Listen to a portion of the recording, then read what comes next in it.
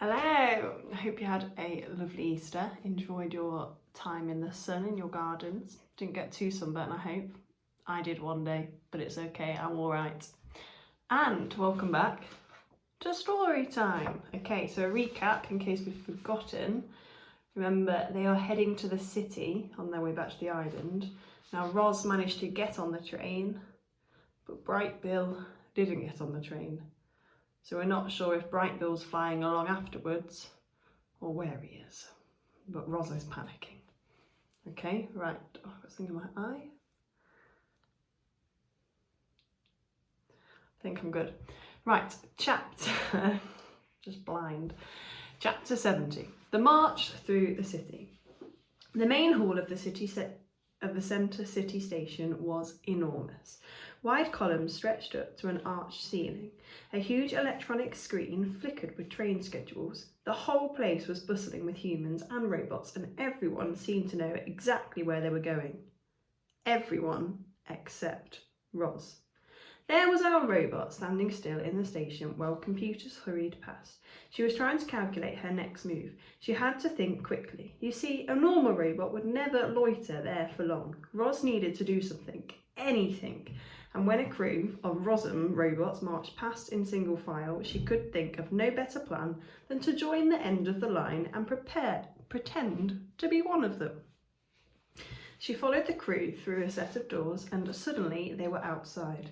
The city was a blur of activity. Automobiles hummed down the streets, robots marched along the sideways.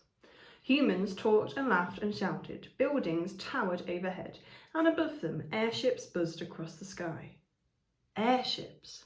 For a moment, Roz was dreaming again about how easily she could get home with an airship. But reality came crashing back down when a white triangular ship darted over. It was gone in an instant, disappearing behind the rooftops, but that was all it took for the robot's survival instincts to flare. Were the Roccos searching for Roz, or going about some other business? Roz tried to focus on her immediate surroundings. She was still marching behind the crew of robots. With each step, she grew more nervous that they'd notice her tagging along. She wanted to break away, and as they started weaving and shuffling through the crowds of tourists, Roz slowed and stopped, and the robot crew continued without her. Now, Roz was on her own, but she didn't know what to do or where to go. When in doubt, Bright Bill had always guided her north, so our robot set off through the city in that direction. While marching northward, Roz passed beautiful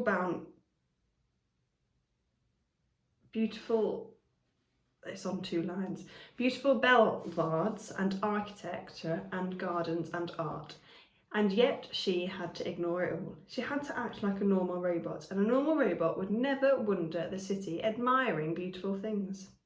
Wherever Roz looked, she saw normal robots concentrating on their tasks and on nothing else. They ran errands, delivered food, swept sidewalks, cleaned windows, fixed machines, built glorious structures, and did more jobs than you can possibly imagine.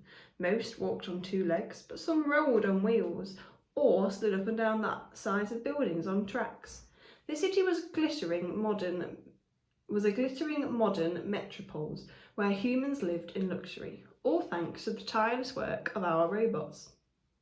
Roz was marching when the sunlight faded in the city and the city lights brightened. She was marching when the humans went in for the night and the robots continued to work. She was marching when the sun came up and when the humans filtered out of their buildings. A new day began in the city, and there was Roz, marching north, blending in, anxiously hoping her son would appear. Pop to the page again. Chapter 71, the observations. Sunlight sparkled off the skyline. New buildings were constructed. Old buildings were taken down. Cargo ships docked in the harbour. Delivery trucks unloaded crates. Bright signs flickered with advertisements. Robots worked behind the scenes. Children played in parks. Adults ate and drank at outdoor cafes. The city pulsed with energy. A wild robot observed it all. That was a short chapter. Chapter 72, the police. A pair of police robots stood on the sidewalk while foot traffic glided past them. Their heads swiveled back and forth as they scanned the crowd with their glowing eyes. The police looked menacing, but they sounded friendly. Whenever a human walked by, they say, "Have a nice day," in a perky voice. There were lots of humans walking by, so the police kept having to repeat their words. "Have a nice day, have a nice day, have a nice day." Our robot was not having a nice day. She was alone in the city. She was worried about her son and she wanted nothing to do with the police, but she couldn't avoid them. If she turned suddenly, she might draw their attention. So she kept her eyes forwards and calmly marched along with the other robots on the street. Roz may have looked calm on the outside, but on the inside her thoughts were scrambled. Were the police dangerous? Did they work with the Recos? Was she about to be caught? It seemed as if the police were watching Roz. Their eyes lingered on her for a second, 2 seconds, 3 seconds, and then they continued scanning the crowd. Our robot felt something like relief when she made it past without an incident. She went on her way, just another robot on the street, and those perky voices gradually faded behind her. "Have a nice day, have a nice day, have a nice day." Chapter 73. The Pigeons. In the very heart of the city was a great swath of greenery. The old park. It had rolling lawns and flowering gardens and dense wooded areas. It had a lake and pond and fountains. It had playgrounds and benches and miles of cobbled stone pathways. It also had pigeons. Thousands and thousands of pigeons. The city pigeons witnessed things you wouldn't believe. Nothing shocked them. They certainly weren't shocked by our robot. So when Roz marched into the middle of the park, the pigeons weren't troubled in the least. She approached the flock that were about 100 birds strong, all cooing and strutting across the cobbled stones as if they owned the place. But as Roz stomped closer and closer, the pigeons scuttled away and out of the way and let her pass. However, Roz didn't pass. She stopped and glanced around, and when she saw that she was alone with the pigeons, she started speaking to them in the language of animals. "Hello, pigeons, my name is Roz." The pigeons cocked their heads, which meant, "Is this robot actually speaking to us?" "Yes, I am actually speaking to you," continued Roz. "I am searching for my son. He is a goose named Brightbill. Have you seen him?" For the first time in a long time, the pigeons were shocked. Several of them fluttered away from the talking robot, but most were too curious to leave. One pigeon was so curious that she strutted out from the flock and right up to the robot. "Let me get this straight," said the curious pigeon. "Your name's Roz, and you've got a son named Brightbill, who's a goose." "That is correct." "I can't believe it." The pigeons flapped her wings and turned to the others. "You guys, this is Roz from Greybeak's story. Remember?" The flock began cooing excitedly. "You have heard of Greybeak," said Roz. "Everyone's heard of Greybeak," said the pigeon. "A while back she started telling stories about a goose whose mother was some kind of wild robot. We all thought she was joking, but I guess not." "She was not joking," said Roz. "But I have lost my son, and I do not know how to find him. Perhaps Greybeak could help. Do you know where she is?" Remember, Greybeak was a pigeon. "I hate to tell you this, Roz, but Greybeak is dead." The birds all lowered their head.